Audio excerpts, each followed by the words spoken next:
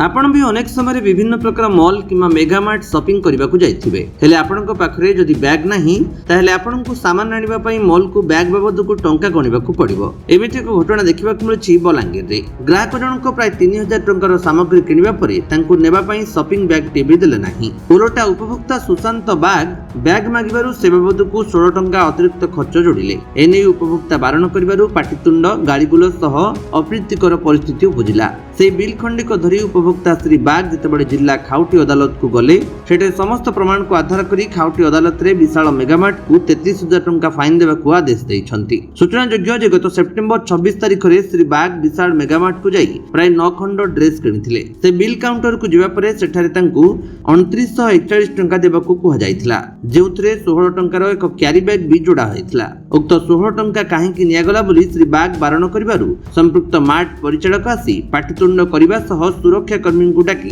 शीघ्र काउंटर खाली कराइबा को कहिथिले। एहा परे श्री बाग गत 2023 मसिया अक्टोबर 20 तारिख रे खाउटी अदालतर द्वारस्थ होइथिले। शेषरे समस्त प्रमाण को आधार करी अदालत पक्षरु मेगामार्ट को फाइन नेबा को निर्देश दिया जायछि। प्रथमे दिया जायतिबा 16 टंका फेराइबा को कुहाजिबा सह सेबारे अवहेला पई 20,000, मानसिक जंत्रणा और दुर्व्यवहार पई 10,000 एवं मामला संबंधी खर्च बाबद को 3,000 टंका मासक भीतर प्रदान करिबा को कुहा जायछि।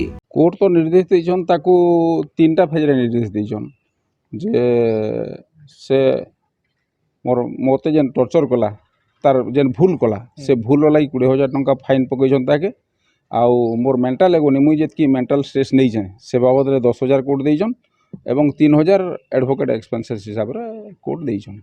सेटा इटा काना हेतला या गला 2023 रो सेप्टेम्बर मासे आमे ए अक्टोबर मासे मोर छुआ मान को नहीं करी मुई जाइथिली विशाल मेगामार्ट के आमे सेना 2,900 टंकार मार्केटिंग करथिलु, किंतु काउंटर के आमे मार्केटिंग करथुमु कम से कम 1.5 घंटा ऊपर।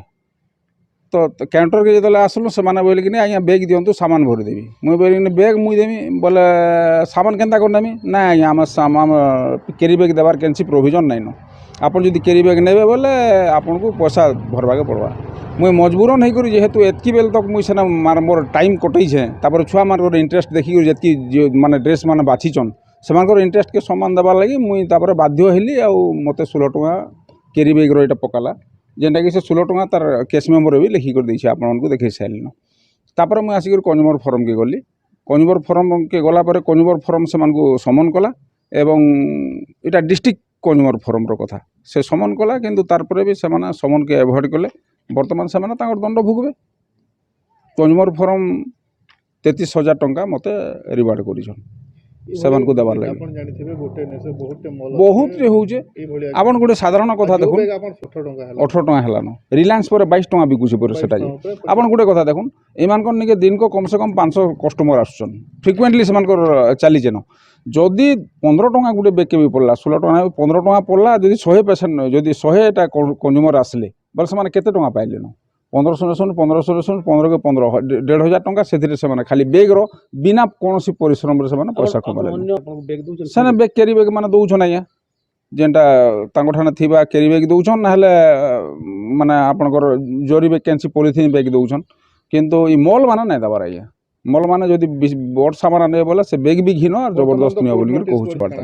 आमर स्टेपटा होउछ आज्ञा एग्जीक्यूशन करमु आमे गुटे एग्जीक्यूशन दखल करबार लागि जेनटा हेसी देखुन सिविल केस रे जेनता गुटे डिग्री गुटे रहसी आ दखल गुटे रहसी बोले एग्जीक्यूशन केस आमे करा जिबा मुई दिने दिन भितरे कंज्यूमर कोर्ट रे फाइल करमु एवं ताके समन कला सेटा भी जदि से अपियर नै करबा बोले तार अगेंस्ट बेलेबल एवं तापर एनबीडब्ल्यू नॉन बेलेबल वारंट हबा से बंधा ही कर आसबा।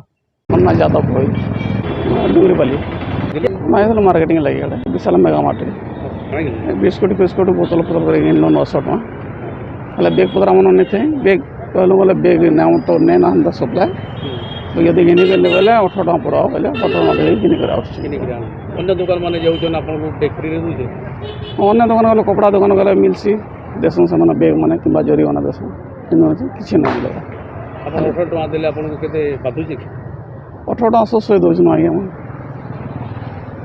सामान टे घिनले बैग जरी दौछन आर इनो 18 टका नौछन इटा के नेगिरी काना प्रक्रिया रखु आपन एटा देवना बैग फ्री देवार कथा है। बलांगीर अंजु पृष्टिंग रिपोर्ट विश्व विजयी न्यूज ओडिशा।